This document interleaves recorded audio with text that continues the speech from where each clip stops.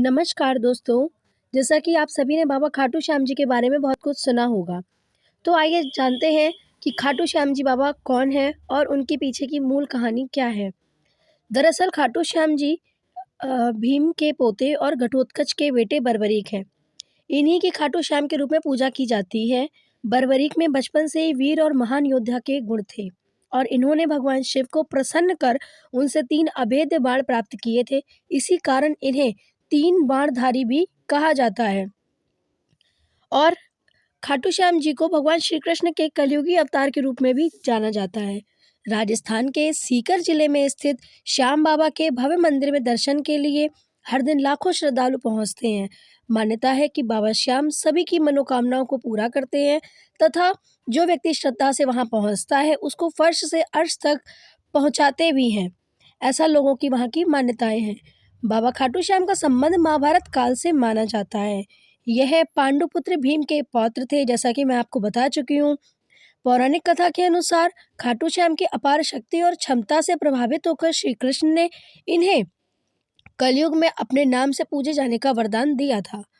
तो दोस्तों, कहानी कुछ यूं है कि वनवास के दौरान जब पांडव अपनी जान बचाते हुए भटक रहे थे, तब भीम का सामना हिडिंबा से हुआ था।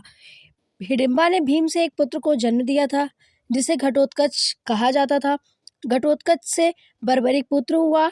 इन दोनों को अपनी वीरता और शक्तियों के लिए ही जाना जाता था। जब कौरव और पांडवों के बीच युद्ध होना था, तब बर्बरीक ने युद्ध देखने का निर्णय लिया था।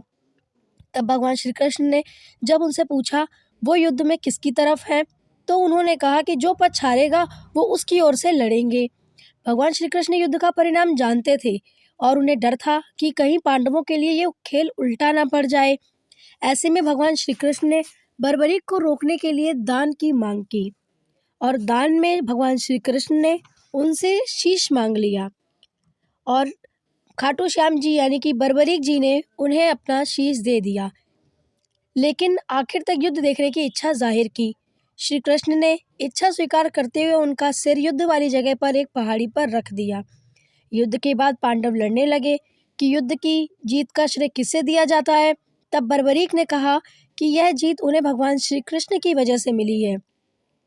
भगवान श्री कृष्ण इस बलिदान से बहुत प्रसन्न थे और उन्होंने राजा बर्बरीक को कलयुग में अपने नाम अर्थात श्याम के नाम से पूजे जाने का वरदान दे दिया। तो दोस्तों, ये थी बाबा खाटू श्याम की कहानी। अगर आपको पसंद आई हो तो प्लीज़ लाइक करें, शेयर करें और चैनल सब्सक्राइब करें। धन्यवाद।